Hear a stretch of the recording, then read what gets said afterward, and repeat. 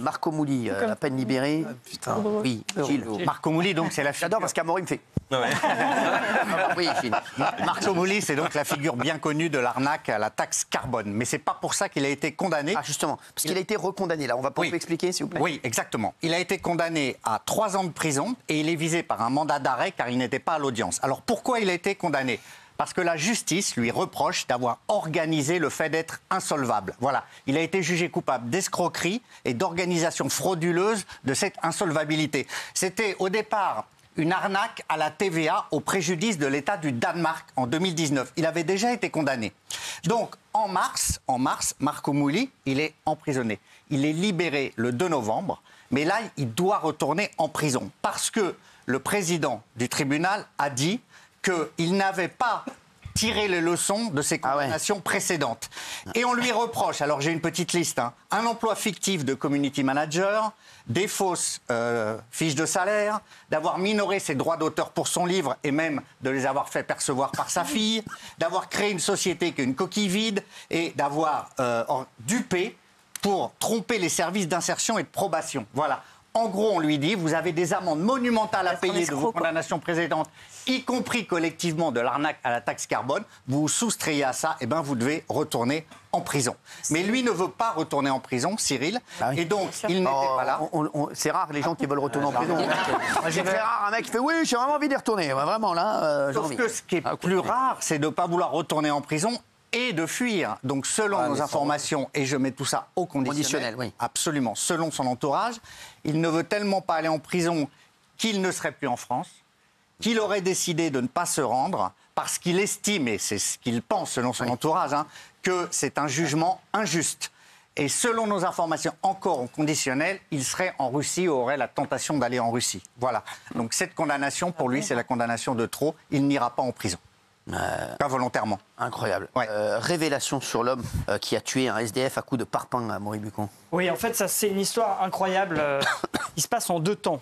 Ça commence la semaine dernière aux Pays-Bas, où un SDF qui s'appelait Benjamin, qui dormait dans le hall du musée maritime de Rotterdam, est retrouvé mort avec à côté de lui un parpaing ensanglanté.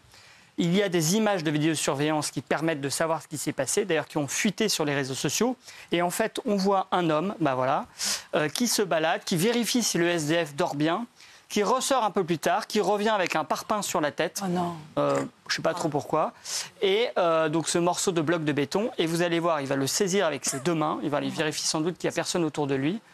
Il se dirige vers le SDF qui dort tranquillement, qui est totalement vulnérable. Et voilà, et on ne voit pas la suite. Non, mais voilà, évidemment, ce SDF est extrêmement mal en point. Il est dans le coma, aux dernières nouvelles, il était toujours dans le coma.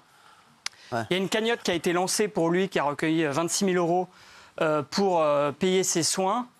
Et l'auteur qu'on voit sur les images est évidemment a été recherché aux Pays-Bas.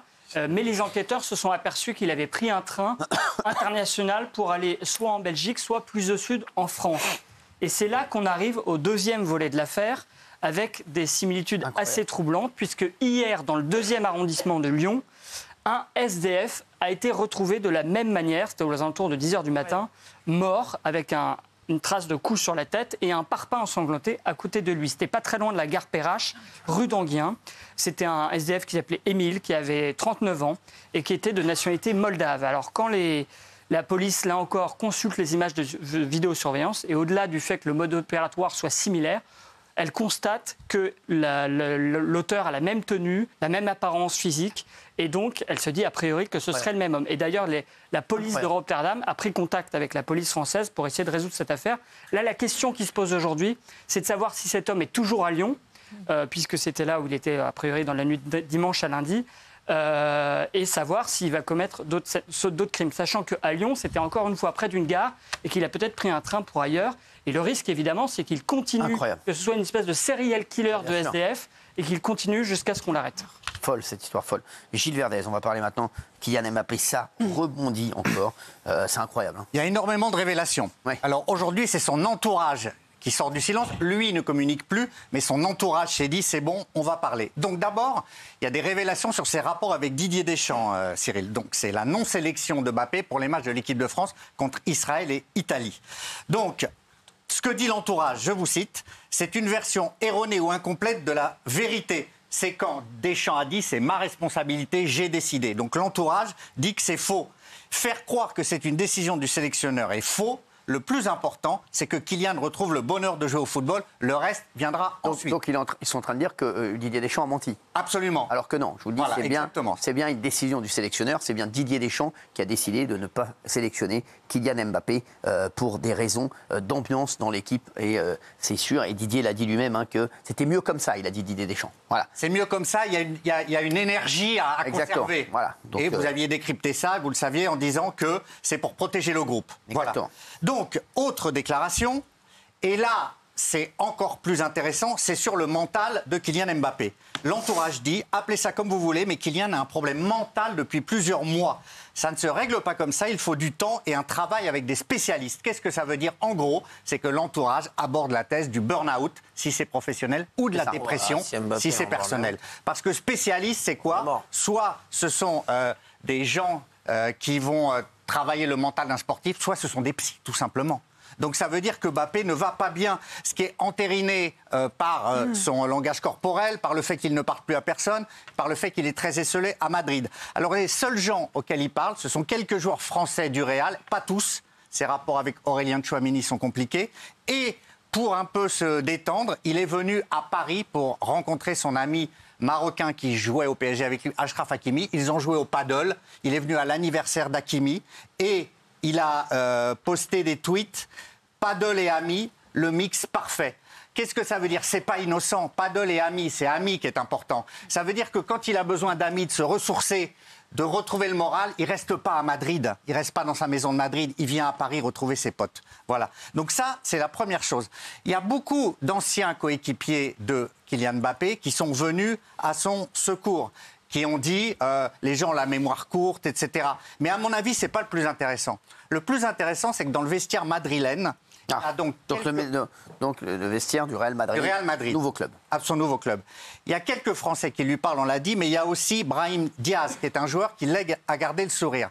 Ça veut dire que, pour retrouver le moral, il parle à des Français du Real et à un coéquipier, Brahim Diaz, qui n'est pas une star du Real. Mais où sont les vedettes du Real? Elles sont loin de lui. Bellingham. Et Bellingham, les Brésiliens, exactement. Rodrigo, Vinicius. C'est ce que j'avais dit au moment où il y avait... Et vous aviez raison. Ils sont très loin de lui. Ils sont très loin de lui. Vous l'avez dit ou pas? Mais vous l'aviez dit. Et effectivement, il y a une amorce de rupture entre le vestiaire madrilène et Kylian Mbappé, qui en plus est très mauvais. Alors là, la presse espagnole trouve quelques... Il faut savoir que c'était la guerre entre Neymar et Mbappé à l'époque. Absolument. C'est Paris Saint-Germain. Voilà. Et il faut savoir que le Paris Saint-Germain, si vous parlez avec les dirigeants du Paris Saint-Germain, que ce qu'on m'a dit, en tout cas des gens qui parlent avec eux, sachez-le, ils adoraient Neymar. Ils disent tous que c'est un type qui est très sympathique, qui est vraiment un type vraiment qu'ils aimaient beaucoup, et ils n'aiment pas trop Kylian Mbappé. Voilà, au niveau de c'est ce qu'on m'a dit en tout cas. Voilà, c'était Mbappé ou Neymar. Voilà. Bien entendu, c'est des sources indirectes, mais enfin très crédibles aux sources. À l'époque, entre Neymar et Mbappé, le PSG avait choisi Mbappé. Ça, c'est clair. Est-ce qu'il faudra choisir au Real? On ne sait pas. Alors, donc, selon le journal espagnol, là, il est au centre d'entraînement de Madrid pendant la trêve internationale. Il travaille avec son entraîneur. Et pourquoi il est là-bas? Parce qu'il se réfugie dans une sorte de silence. On parlait hier de son entourage. Il y a un problème avec son entourage. En fait, son entourage, ça allait bien quand c'était ses parents. Et sa maman la vit à côté de chez lui, mais il s'est dispersé. Il y a plein de gens autour de lui. Et ça crée une sorte de diffusion du message. Ça a tout brouillé. Il a écouté n'importe qui, n'importe quoi. Et du coup, il y a une sorte de rupture avec sa famille. Il est seul, dépressif, il joue mal. Il est complètement perdu. Et de ce qu'on me dit également, des personnes qui connaîtraient des gens au Paris Saint-Germain aussi, ça allait mal avec Messi, avec Neymar. Et c'est vrai que voilà, c'est pour ça que ça n'a jamais avec Nasser surtout. Entre les trois, mais après, ça allait bien avec Nasser. Et puis forcément, quand il a eu un mauvais comportement avec Nasser, donc forcément. Nasser aussi a eu un mauvais comportement avec lui. Non, c'est lui qui a eu un mauvais comportement avec Nasser. Et ensuite, forcément, les relations se sont délitées. Voilà, je vous le dis. Et parler, si vous voulez, avec les mecs qui font les sandwichs au Paris Saint-Germain. Non. À parler avec les gens qui connaissent vraiment ce qui s'est passé. Mais parlez à Nasser, vous. Non, j'aimerais bien lui parler. Vous lui parlez, moi je lui parle pas. Derek, je vous connais, mais vous parlez à Kylian Mbappé puisque vous le connaissez si bien. Non, mais petit monde de Don Camillo tout de suite. Merci à